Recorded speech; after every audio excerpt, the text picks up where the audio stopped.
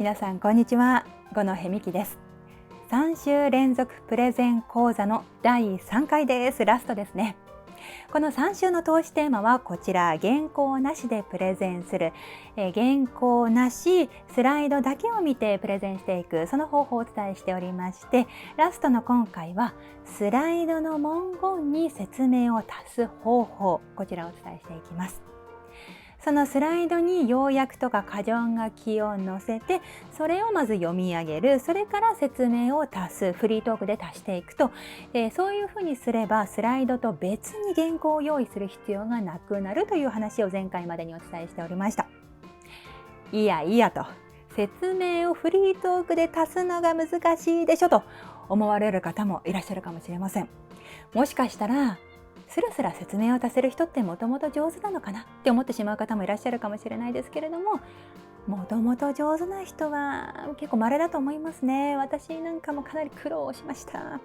あと、スラスラ説明を足せるようになるには場数が必要なんじゃないかなと思う方もいらっしゃると思います。場数も必要は必要だと思いますけれども、そのうまくいかなかったことをやみくもに繰り返すになると、失敗経験の積み重ねということになってしまいますので、しんどいですね。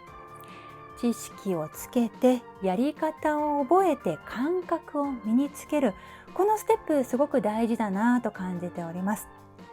で、スライドの要約に説明を足していく、フリートークで足していく、これはですね、ラジオの話し方、ラジオパーソナリティのテクニックが使えます。これができるようになると、プレゼンもスピーチも一緒なんですね。詳しくお伝えしていきます。スピーチトレーニング。ラジオパーソナリティで一人喋りが上手い方って1時間とか2時間とか下手したら3時間とか話し続けることができるんですね。体力的には3時間結構きついですけれども、それってなんで話し続けられるかっていうと、原稿の朗読をしていないからなんですね。何をしているかっていうと、会話の再現をしています。はい。お友達とカフェに行って気がついたら1時間経ってた、喋り続けてた、そういう経験がある方は多いと思うんですね。会話のために原稿は作らないですよね。で、会話の時は原稿なしで説明できるし、意見を言える。これ一人で喋る時もですね、会話を再現すれば原稿はいらないんですね。いやいやってなりますかね。一人喋りは話し相手がいないから会話にならないでしょと思う方もいらっしゃるかと思いますけれども、これはですね、意識的に会話を再現するということなんですね。その方法はズバリ、一人の人に話しかける。これです。これ実はですね、テレビのアナウンサーの方がラジオに初めて来た時に大体スタッフの方に言われることですね。そのテレビのアナウンサーの方って原稿をきれいに丁寧に読む練習を繰り返してきていますので、ラジオに来た時にフリートークが朗読になってしまいがちなんですね。そのラジオって原稿がない部分がかなりありまして、オープニングトーク2分とか書いてある。で、その2分のフリートークをするために頭の中で1回作文作ってそれを読み上げるっていうことをしてしまいがち。例えばこうですね。朝晩涼しく感じるようになってきました。皆さんはいかがお過ごしですか？私は今朝犬の散歩に公園に行ってきました。こんな感じになってしまうと、これだとディレクターの方から大体言われるのが、その作文読みじゃなくてこの人に話しかけてほしい。この人、ラジオネームまるちゃん39歳女性、この人に話しかけてほしいですとディレクターの方に言われると、そのテレビのアナウンサーはこうなりますね。あ、まるちゃんさんですか。私今朝犬の散歩に行ったんですけど、こんな感じで話しかける話し方になる。これがラジオパーソナリティの話し方、ラジオの話し方ですね。で、この話しかける話し方っていうのはプレゼンもスピーチも人前トークっていうの全般一緒なので、プレゼンだったらスライドがありますから、スライドの要約を会話のきっかけにするということなんですね。スピーチトレーニング。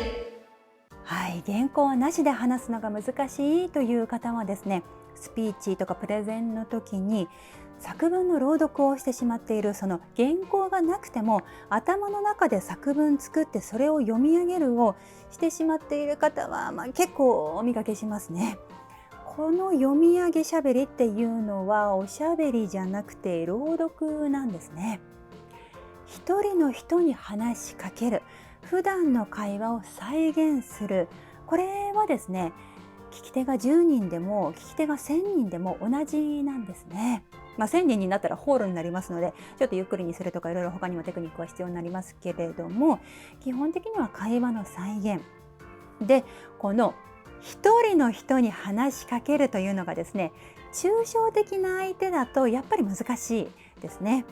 具体的な人、誰か一人を思い浮かべてください。自分がよく知っている人で話したことがある、話しやすい人、敬語で話す間柄の方がいいですね。例えばですね、同じ部署の先輩社員山田さん思い浮かべるとします。山田さんと電話で話すつもりになってください。で、私にできる SDGs のスライドについて喋るとします。もしもし山田さんですか。私にできる SDGs なんですけど、牛乳パックを回収ボックスに持参するという、これをちょっと考えましてですね。というのも、こうやって練習をしてですね、もしもし山田さんのところだけ取ってしまえば、みんなに話しているように聞こえるし、見えるんですね。これが会話の再現ということになります。スピーチトレーニングということで、3週にわたってスライドを見て原稿を別に作らない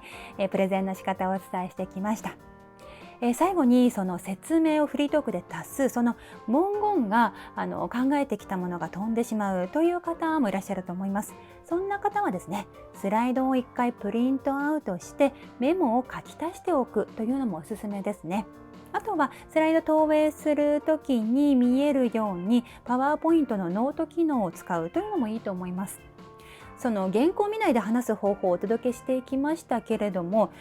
プレゼンって暗唱大会ではないので、パッとちょっと何かを見るみたいなことは全然恥ずかしいことじゃないですね。その見て原稿を読むになっちゃうのは避けたいんですけれども、ちょっと見て、そうだ、この話しようと思ったんだっていうふうに思い出して話すことは全然変じゃないですね。会話の時もなんだっけって思った時にちょっと調べるってありますよね。メモを少し見るのって全然変なことじゃない、むしろ自然なことなので、メモ書き程度で一人喋りができるようになる、これがとても理想的な話し方、プレゼンの仕方だなというふうに思います。スピーチトレーニングということで、五戸美希のスピーチトレーニング、メルマガを配信しておりまして、毎週ですね、話し方を解説するラジオもお届けしていますので、ぜひ、登録無料なのでぜひご検討ください。トレーニングするスピーチ、プレゼンをトレーニングするのに一人じゃモチベーションが続かないという方はですね、オンラインサロンでグループレッスンがありますので、こちらもぜひチェックしてください。詳しくはプラン一覧をご覧ください。最後までご覧いただきましてありがとうございました。